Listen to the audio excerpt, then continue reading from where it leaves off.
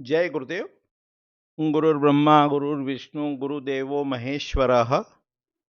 गुरुः साक्षात् परब्रह्म तस्मै श्री गुरुवे नमः। अर्चनी वंदनी प्रातः स्मरणी परम पूजनी गुरुदेव के चरणों में बारंबार वंदन कर आरंभ करते हैं। विश्व कर्म प्रकाश इस ग्रंथ का अध्ययन चल रहा है और इसमें 23 श्लोक अपन लगभग देख चुके हैं। अब भूमि लक्षण को आरंभ करते हैं। वास्तु की जब पहले भी परिभाषा की तो कहा भूमि भवन यान और शयन, इसको वास्तु कहते हैं। मानसार ग्रंथ के अनुसार, मयमत ग्रंथ के अनुसार तो भूमि जो है वो अन्य तीन का आधार है, इसलिए मुख्य है। भूमि जब ठीक होगी तो उस पर जो भी भवन बनाएंगे वो शुभ फल दे पाएगा। और भूमि में मान लो शल्य है, आकार का दोष है और कोई दोष है, तो उतने अच्छे परिणाम हमको प्राप्त नहीं होंगे। तो भूमि लक्षण को अभी देखने का प्रयास करेंगे। और ये भूमि लक्षण अपन जो शास्त्र में परंपरा दी है कि वर्ण के अनुसार भूमि चयन, उसको देखने का प्रयास करें। सम्रांगण सूत्रधार ग्रंथ में पूरा का पूरा एक अध्याय है जिसमें वर्ण और आश्रम व्यवस्था को बताया गया है, समझाया गया है। वास्तु के जितने भी ग्रंथ हैं, चाहे मानसार हो, मयमत हो, मनुष्यालय चंद्रिका हो, राजवल्लभ हो, विश्वकर्म प्रकाश हो, सम्रांगण सूत्रधार हो, अग्नि पुराण हो, मत्स्य पुराण हो, सभी ग्रंथों में ये वर्ण जो 4 कैटेगरी है ह्यूमन बीइंग की, 4 कैटेगरी में क्लासिफाइड किया है। इंटेलेक्ट, एडमिनिस्ट्रेटर, बिजनेसमैन और सर्वेंट्स। ये जो वर्ण व्यवस्था है, ब्राह्मण, क्षत्रिय, वैश्य और शूद्र, ये कर्म पर आधारित है। ये हम नहीं कहते, ये विश्व कर्म प्रकाश ग्रंथ को जो स्टडी कर रहे हैं और सम्रांगण सूत्रधार में जो वर्ण बनाने का वर्णन मिलता है, श्रीमद् भगवद गीता के 4थे अध्याय में जो गुण कर्म विभाग के अनुसार वर्ण व्यवस्था का वर्णन अपने को प्राप्त होता है, उसके आधार पर अपन ये कहते हैं कि जो व्यक्ति जिस प्रकार के कार्य में लगा हुआ है वो उसका वर्ण है। जो अध्ययन, अध्यापन, मनन, चिंतन, एकेडमिक एक्टिविटी में लगे हुए हैं, जो बुद्धि से धन का अर्जन करते हैं, अपनी आजीविका करते हैं, उनको बुद्धिजीवी कहा, उनको इंटेलेक्ट कहा, उन्हीं को शास्त्र में ब्राह्मण कहा। जो प्रशासनिक कार्यों में लगे हुए हैं, एडमिनिस्ट्रेशन में लगे हैं, उनको क्षत्रिय कहा। जो व्यापार व्यवसाय में लगे हैं, बिजनेस में लगे हैं, उनको वैश्य कहा। और जो तीनों वर्णों की सेवा आदि कार्य में लगे हैं, सर्वेंट्स हैं, उनको शूद्र कहा। तो यह व्यवस्था जाति पर आधारित न होकर, जन्म पर आधारित न होकर कर्म पर आधारित है। पहले ये अपनी बात बुद्धि में बिठा लेना। इसका वर्णन अपने को सम्रांगण सूत्रधार में विशेष रूप से दिया है। दूसरी बात जो बुद्धि में अपने को बैठाना है कि यहां मिट्टी के, सॉइल के, भूमि के रंग के माध्यम से रंग के गुण बताए गए हैं। क्योंकि मान लो जैसे ये इंदौर शहर है, इंदौर नगर है, इंदौर सिटी है, तो यहां मान लो जो मिट्टी है, सॉइल है, वो काली है। उसको ब्लैक कॉटन सॉइल जैसा कुछ ये लोग कहते हैं, आधुनिक इंजीनियर्स वगैरह, आर्किटेक्ट्स। तो ये जो काले रंग की भूमि है, इसको यहां जब देखेंगे, शास्त्र में देखेंगे, तो कहेंगे ये शूद्र के लिए शुभ है। लेकिन उसी भूमि पर इंटेलेक्ट भी रहेंगे, बिजनेसमैन भी रहेंगे, एडमिनिस्ट्रेटर भी रहेंगे, सर्वेंट्स भी रहेंगे इंदौर नगर में। तो यहां क्या डिकोड करना, क्योंकि पहले ही कह चुके हैं कि ये शास्त्र कैसा है, बहुभेद युक्तम, बहुत सारे रहस्यों से भरा हुआ है ये। तो यहां इस श्लोक में रंगों के गुण बताए गए हैं कि जब अपन इंटीरियर में, वस्त्रों में ड्राइंग, पेंटिंग, फोटो, पिक्चर में, फ्लोरिंग में, कर्टन में जो कलर्स को यूज करेंगे उसका क्या इम्पैक्ट होगा, क्या इफेक्ट होगा। तो कह रहे हैं उसको श्वेता रक्ता तथा पीता कृष्ण वर्णा अनुपूर्वतः, कि जो सफेद रंग है, यहां कहेंगे मिट्टी के बारे में, लेकिन डिकोड अपने को रंग को करना है, कि जो सफेद रंग है वो इंटेलेक्ट प्रॉपर्टीज को इन्हांस करता है, बौद्धिक गुणों को विकसित करने में सहायक होता है। जितना हम अधिकाधिक सफेद रंग का प्रयोग करेंगे उतनी इंटेलेक्ट प्रॉपर्टीज इन्हांस होंगी। पहले अनुवाद देख लेते हैं, फिर उसकी कमेंट्री करते हैं। कह रहे हैं जो सफेद रंग की भूमि है, लाल रंग की भूमि है, पीले रंग की भूमि है, पीले को यहां सुनहरा समझना, और जो काले रंग की भूमि है वो ब्राह्मण आदि के कर्म से शुभ कही गई है। अब उसकी कमेंट्री कर, कि जो सफेद रंग है वो ब्राह्मणोचित गुणों को विकसित करता है, जो लाल कह लो, तांबे के समान कह लो, जो रंग होता है उसका प्रयोग करने से एडमिनिस्ट्रेटिव प्रॉपर्टीज एनहांस होती हैं, बढ़ती हैं। गोल्डन कलर का, सुनहरे रंग का प्रयोग करने से व्यावसायिक गुण विकसित होते हैं। और काला रंग कह लो, गहरा नीला कह लो, उससे जो है वो शूद्रोचित गुण एडवांस हो बढ़ते हैं, वो प्रॉपर्टीज बूस्ट होती है। इनका प्रयोग भी कंसल्टेंसी में, वास्तु करेक्शन में अपन बहुत आसानी से कर सकते हैं, सरल तरीके से कर सकते हैं। इसमें सफेद रंग का प्रयोग दीवारों पर, कर्टन पर और भी अन्य जगह इत्यादि में यूज कर सकते हैं। लेकिन लाल रंग जो है, तांबे के समान जो रंग है, वो पूरी दीवार लाल नहीं करना है, ओवरडोज हो जाएगा। लाल रंग जो है वो प्रेम को, वशीकरण को, आकर्षण को रिप्रेजेंट करता है, वो ठीक है। लेकिन वही लाल रंग, रेड कलर, जब ओवरडोज होता है तो एंगर को रिप्रेजेंट करता है, क्रोध बढ़ाता है। तो इनका जो अपन प्रयोग करेंगे, लाल का, सुनहरे का, वो बॉर्डर्स में, लीपिंग्स में, कॉन्ट्रास्ट में, उनमें प्रयोग करेंगे। तो प्रयोग सावधानी पूर्वक करना है, और ये एज ए रेमेडीज भी अपन यूज कर सकते हैं, कि व्यक्ति में स्वाभाविक गुण होते हैं। अब कोई बिजनेसमैन है और उसमें मान लो अपने अंदर इंटेलेक्ट प्रॉपर्टीज हैं, व्यवसायिक गुण नहीं है, कम है, तो वो इन रंगों के माध्यम से, आगे अपन देखेंगे स्वाद के माध्यम से, अपने व्यवसायिक गुणों को विकसित कर सकता है, उनको बढ़ा सकता है।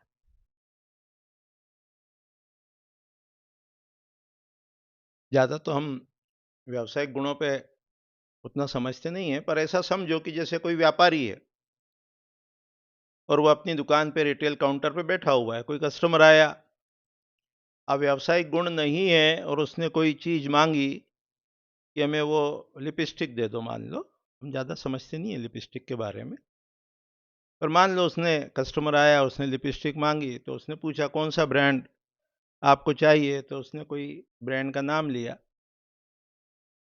वो व्यावसायिक गुण नहीं है तो वो व्यापारी कह सकता है कि मेरे पास वो अवेलेबल नहीं है, या वो शेड अवेलेबल नहीं है। लेकिन जब व्यावसायिक गुण होंगे तो वो कहेगा उससे भी अच्छा ब्रांड है, और ये खुला हुआ भी हम वापस लेते हैं, और ये शेड एकदम लेटेस्ट आया है, अच्छा है। ये सब व्यावसायिक गुण होते हैं। अपनी बात को किस प्रकार से रखना, कस्टमर को कैसे कन्विंस करना, तो ये व्यावसायिक गुण रंग से, भोजन से, अन्य तरह से विकसित किए जा सकते हैं, गंध से विकसित किए जा सकते हैं। तो ये पूरा का पूरा जो यहाँ वर्ण आश्रम व्यवस्था है, वर्ण के थ्रू जो कैरेक्टरिस्टिक्स ऑफ लैंड है, सॉइल है, उसको जब अपन डिकोड करते हैं तो अपन बहुत अच्छे से करेक्शन भी कर सकते हैं। नेक्स्ट श्लोक में यहाँ रंग से बताया, अब नेक्स्ट श्लोक में गंध से बता रहे हैं। सुगंधा ब्राह्मणी भूमि रक्तगंधा तो छत्राणी छत्रिणी मधुगंधा भवेत वेश्या मध्य गंधा च शूद्रणी, कि जो सुगंधित भूमि है, अच्छे गंध वाली भूमि है, उसको ब्राह्मणी कहा। रक्त के समान गंध वाली भूमि को क्षत्रिणी कहा। शहद के समान गंध वाली भूमि को वैश्य कहा, वेश्या कहा। और जो शराब के समान गंध वाली भूमि है उसको शूद्रणी कहा। यहां गंध के माध्यम से भी करेक्शन किए जा सकते हैं। अरोमा थेरेपी जो है, शास्त्र में जब देखेंगे, चाहे बृहद संहिता हो, उसका गंधर्व युक्ति चैप्टर हो, उसमें तमाम तरह की गंध दी हुई है। 1,74,720 प्रकार की गंध है। किस कक्ष में, किस कमरे में कौन सी गंध का प्रयोग करना, ड्राइंग रूम में कौन सी करना, बेडरूम में कौन सी करना, किचन में कौन सी करना, स्टडी के लिए कौन सी गंध का प्रयोग करना, ये दिया हुआ है। वो उस प्रकार की एक्टिविटी को बूस्ट करती है, एनहांस करती है। ये जितने भी भगवान है ना, देवी देवता है ना, अब यहां थोड़ा रहस्य भी देख लो। जैसे मान लो लक्ष्मी जी हैं, है ना, लक्ष्मी धन की देवी हैं, धन देती हैं। और आपको यदि धन प्राप्त करना है, अपने मस्तिष्क में ये जो सेंटर्स होते हैं ना, सब चीज के सेंटर्स हैं। धन कमाने का भी सेंटर है, इंटेलेक्ट बुद्धि का भी सेंटर है, भावनाओं का सेंटर है। ये देवता क्या है? ऊर्जा है। देवी और देवता, देवता यानी नाम है, और उसकी जो शक्ति है वो देवी है, उनकी पत्नी है।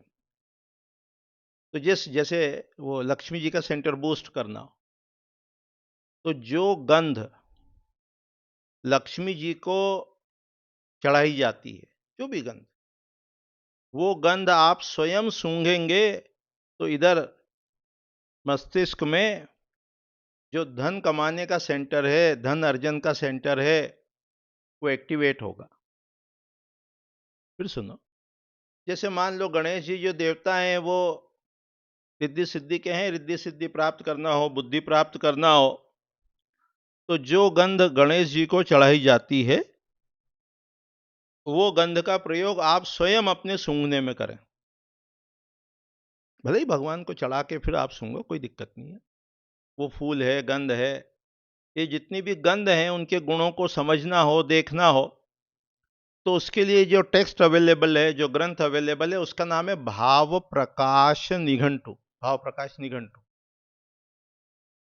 भाव प्रकाश निघंटु में ये जो चंदन है, गूगल है, कपूर है, जितनी भी गंध है ना, वो सबके गुण या कैरेक्टरिस्टिक्स दी हुई है। सबके नाम भी दिए हुए हैं, हिंदी में, इंग्लिश में, गुजराती में, तमिल में, तेलुगु में, कन्नड़ में, मलयालम में, सब भाषाओं में उस गंध के नाम भी दिए हैं और उसके गुण भी दिए हुए हैं। वहां उसको देख सकते हो। तो जो सेंटर अपने मस्तिष्क का, अपनी बुद्धि का एक्टिवेट करना हो, वैसी गंध का प्रयोग करना चाहिए। अब इसको व्यवसायिक दृष्टि से भी अभी आप देखो, मान लो थोड़ी देर को कि वो लक्ष्मी जी की गंध आपको पता चली कि चंदन है, मान लो, तो वो चंदन का प्रयोग आप इत्र के रूप में कर सकते हैं, रूम फ्रेशनर के उपयोग में कर सकते हैं। व्यवसायिक दृष्टि से आप देखोगे तो आप उसकी अगरबत्ती बना सकते हो, आप उसकी धूप बना सकते हो, आप उसको वो हॉट प्लेट के ऊपर रख के उसकी वेपर्स को कमरे में कर सकते हो, आप साबुन बना सकते हो, है ना। जहां जहां जैसे जैसे आपकी व्यावसायिक बुद्धि जाती हो, उस प्रकार से उस गंध का प्रयोग कर सकते हो, प्रोडक्ट बना सकते हो। आपकी व्यावसायिक दृष्टि है। तो कहने का तात्पर्य यह है कि गंध जो है वो सबसे फास्ट कार्य करने वाली रिमेडी है। तो इस प्रकार से गंध का प्रयोग कर सकते हैं। ये रिमेडीज है, ये रिमेडीज है, ये रिमेडीज है, रिमेडीज। शास्त्र बहुभेद युक्तम, इस ग्रंथ में हजारों लाखों रिमेडीज बताई गई है, विश्वकर्म प्रकाश ग्रंथ में। जैसे 1,74,720 प्रकार की गंध है। अब तो ऐसे वस्त्र भी आने वाले हैं कि जिसमें वो गंध रहेगी, जाएगी नहीं धुलने के बाद भी। अगला जो श्लोक है उसका जब अपन देखते हैं तो उसमें लिखा है, स्वाद आ गया, हाँ आ गया। उसके बाद अगले श्लोक में दिया है, मधुरा ब्राह्मणी भूमि कषाया क्षत्रिया मता अमला वेश्या भवेद भूमि, भूमि है तिक्ता शूद्रा प्रकृतिता, है ना, ये दिया हुआ है।